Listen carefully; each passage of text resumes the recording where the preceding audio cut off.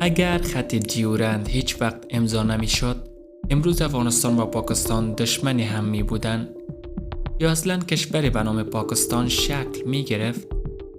چی رازی پشت این دشمنی پنهان است؟ چرا پاکستان همیشه دشمنی افغانستان بوده؟ چرا همیشه این کشور از پشت به افغانستان خنجر زده؟ چی دشمنی با کشوری عزیز ما افغانستان دارد؟ امروز تاریخی را مرور می کنیم که چرا پاکستان هیچ وقت دوست افغانستان نشد.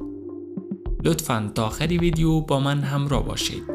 اگر به تاریخ افغانستان و جهان علاقه دارید، کانال ما را سابسکرایب کنید.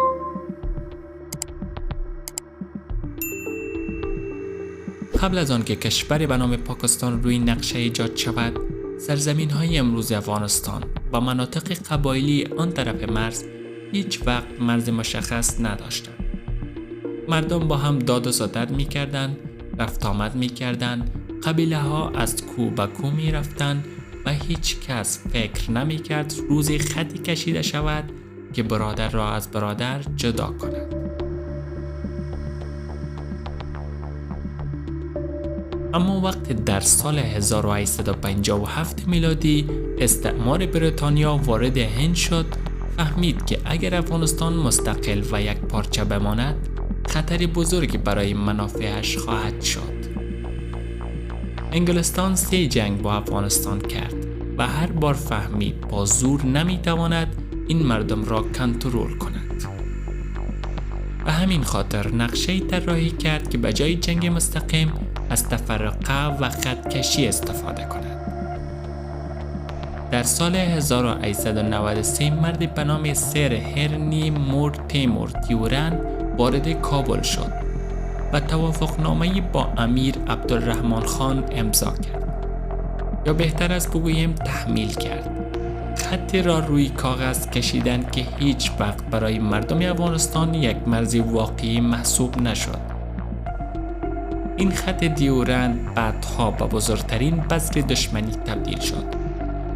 شاید در آن زمان کسی فکر نمی کرد این امضا یک قرن بعد چنین آتشی روشن کند. اما امروز اگر دقت کنیم، خیلی از تنش‌ها از همان روز شروع شد. با خودت فکر کن، اگر دیورند امضا نمی شد، آیا امروز افغانستان و پاکستان اصلا دشمن می بودند؟ یا داستان کاملا شکل دیگری داشت؟ سالها گذشت تا اینکه در سال 1947 هند تجزیه شد و کشوری تازه‌ای به نام پاکستان به وجود آمد. افغانستان تنها کشوری بود که استقلال پاکستان را به رسمیت نشناخت، چون گفت مرز ما با شما تعریف نشده و ما دیورند را قبول نداریم. از همان روز پاکستان نسبت به افغانستان احساس تهدید کرد. کابل رأی منفی به عضویت پاکستان در سازمان ملل داد و این پیام را رساند که موضوع فقط سیاسی نیست، مسئله هویت و خاک است. پاکستان از همان ابتدا با خود گفت این همسایه فردا ادعای ارضی می کند، باید مهارش کنید. درست از همین زمان بود که استخبارات پاکستان یعنی ISI اولین ماموریتش را مشخص کرد: ساختن نفوذ در افغانستان، کنترل قبایل و ایجاد دولت‌های وابسته در کابل. در دهه 50 و 60 میلادی موضوع پشتونستان شعله تازه‌ای به درگیری‌ها زد. افغانستان میگفت مردم پشتون آن طرف مرز باید حق تعیین سرنوشت داشته باشد. پاکستان این موضوع را با عنوان طرح تجزیه خودش دید و واکنش تند نشان داد. چند بار مرزها بسته شد، روابط دیپلماتیک به بحران رفت و حتی احتمال درگیری‌های نظامی نیز مطرح شد.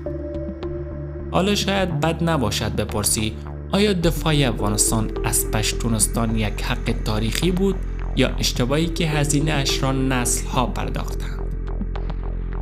با شروع جنگ سرد دنیا به 2 قطب تقسیم شد. افغانستان به شوروی نزدیک شد، پاکستان به امریکا.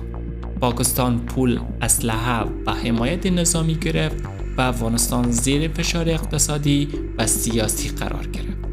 در همین دوره ISI شروع کرد به حمایت از گروه‌های مذهبی برای فشار بر کابل. این همان نقطه‌ای بود که ریشه بسیاری از گروه‌هایی که بعداً در جنگ‌ها ظاهر شدند شکل گرفت.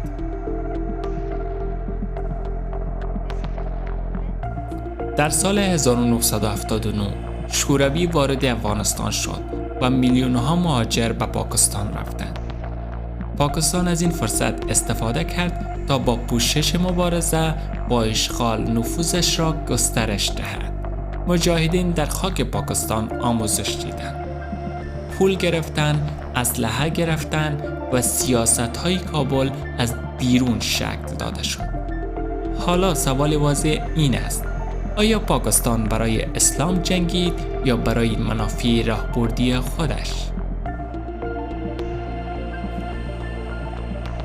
وقتی شوروی شکست خورد و کابل سقوط کرد، دولت مجاهدین تشکیل شد. اما پاکستان خوشحال نبود، چون یک حکومت مستقل و ملی نمیخواست. او دولتی میخواست که تصمیمش را از اسلام آباد بگیرد، نه از کابل. جنگ‌های داخلی شعله‌ور شد و پاکستان به جای خاموش کردن آتش، هیزم بیشتری روی آن ریخت.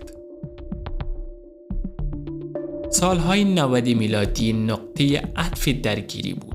طالبان از مدارس دینی پاکستان با حمایت مستقیم ISI و کمک مالی عربستان وارد صحنه شد. طالبان فقط یک گروه مذهبی نبودند، بلکه یک پروژه سیاسی استخباراتی بودند. اهداف پاکستان روشن بود: مهار نفوذ هند، دسترسی به عمق استراتژیک و کنترل افغانستان بدون هزینه مستقیم. طالبان کابل را گرفتند و پاکستان فکر کرد همه چیز طبق برنامه پیش می رود. اما حادثه 11 سپتامبر همه چیز را عوض کرد. بعد از سال 2001 پاکستان در ظاهر با آمریکا هم صدا شد، ولی طالبان را در کویتا، کراچی و پشاور حفظ کرد. افغانستان بارها گفت دشمن ما در خاک شماست، نه در کوههای ما. اما گوش شنوایی نبود.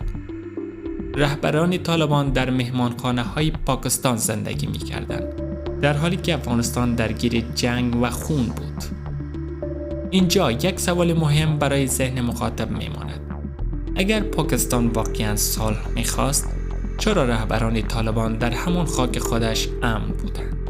امروز افغانستان حکومت ندارد. طالبان برگشتند، اما پاکستان هنوز آرام نیست. تحریک طالبان پاکستانی حالا امنیت خود پاکستان را تهدید می کند. مسئله قبایل و پشتونها حل نشده. بلوچها هنوز ناراضی‌اند. هند حضور منطقه‌ای دارد و افغانستان دیگر آن افغانستان ساده و دستبسته گذشتن نیست.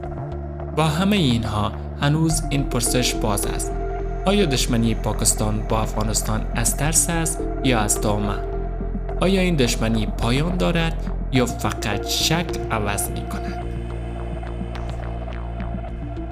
این قصه نه در یک روز شروع شده و نه در یک روز تمام می شود.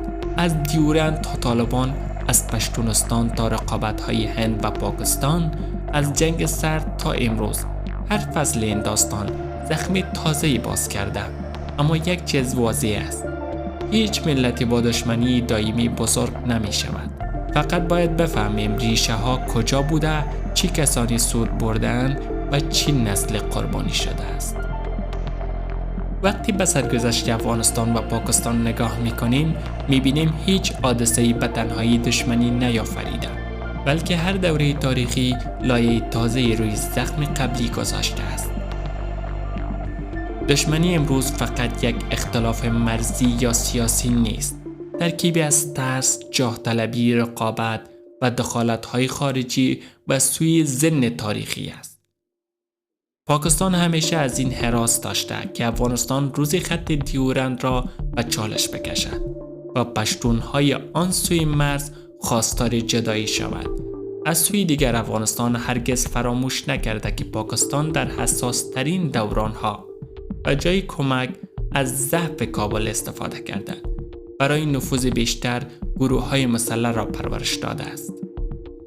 اما واقعیت تلخ این است که هر دو ملت مردمی عادی هیچ وقت دشمن یکدیگر نبودند. دشمنی را سیاست ساخت، نه مردم. تاجری که از قندهار به کویت می رفت دشمنی نداشت. پشتونی که در پشاور زندگی می کرد خود را از کابل جدا نمی دید. این سیاست ها و مرزهای روی کاغذ بود که احساسات را مسموم کرد. حالا باید فکر کرد که چی کسی سود برده است. وقتی افغانستان درگیر جنگ داخلی بود چی کسی بیشتر نفع برد؟ وقتی طالبان آمد چی برنامه‌ای دنبال می شد؟ وقتی پاکستان به نام امنیت آتش در خاک همسایه‌اش روشن کرد، آیا فکر کرد که این شعله روزی دامن خودش را هم خواهد گرفت؟ امروز شرایط منطقه مثل گذشته نیست. دیگر نمی شود با همون روش‌های قرن 20 بازی کرد. طالبان که روزی ابزار پاکستان بودند، حالا برای خودش معضل ایجاد کردند. تحریک طالبان پاکستانی به جای کابل به سمت اسلام آباد چلیک می کند. افغانستان که ضعیف شده بود امروز با رسانه، افکار عمومی و ارتباطات جهانی حرفش را به دنیا می رساند. نسل جدید نه مثل نسل 40 سال قبل که فکر می کرد و نه با وعده خاموش می شود. پاکستان دیگر تنها بازیگر میدان نیست. هند، چین، ایران، آمریکا و حتی کشورهای عربی روی مناسبات تاثیر دارند. هر اشتباهی کوچک در این منطقه بزرگ تمام می شود. حالا یک سوال بزرگ جلوی راه است. آیا ممکن است افغانستان و پاکستان روزی رابطه‌ای بدون دشمنی داشته باشد؟ یا این دشمنی مثل زغال نیمسوز همیشه زیر خاکستر میماند؟ اگر پاکستان از سیاست عمق استراتژیک دست بر ندارد، اگر افغانستان ثبات سیاسی به دست نیاورد، اگر مسئله پشتونهای آن سوی مرز و خط دیورند حل نشود، آیا اصلاً امکان صلح واقعی وجود دارد؟ و سوال مهمتر این است که چه کسانی در آینده این داستان را ادامه می دهد؟ نسل آگاه یا سیاستمدارانی که هنوز با نقشه 100 سال قبل فکر می کنند؟ افغانستان اگر روزی دوباره روی پای خودش بایستد، با ثبات اقتصادی، دولت ملی و اجماع داخلی دیگر میدان نفوذ کسی نخواهد بود. پاکستان اگر از سیاست اضطرابی و ترس دائمی خارج شود، می تواند به جای دشمن شریک منطقه‌ای داشته باشد. اما تا وقت نگاه از گذشته کنده نشود، آینده هم تکرار تلخ همان دیروز خواهد بود. داستان پاکستان و افغانستان شاید طولانی ترین داستان ناتمام این منطقه است. از لحظه‌ای که انگلیس خط کشید تا وقتی که طالب آمد، تا امروز که هنوز هیچ چیز معلوم نیست. هر فصل این قصه با خون و سیاست نوشته شده، اما سوال آخر را باید مخاطب از خودش بپرسد. اگر ملت ها دشمن هم نیستند، پس چی کسانی این دشمنی را زنده نگه داشته است؟ و آیا روزی فرا می رسد که این داستان به جای نفرت با درک واقع بینی تمام شود؟ یا قرار است فقط فصل‌های تازه‌ای با رنج‌های قدیمی اضافه شود؟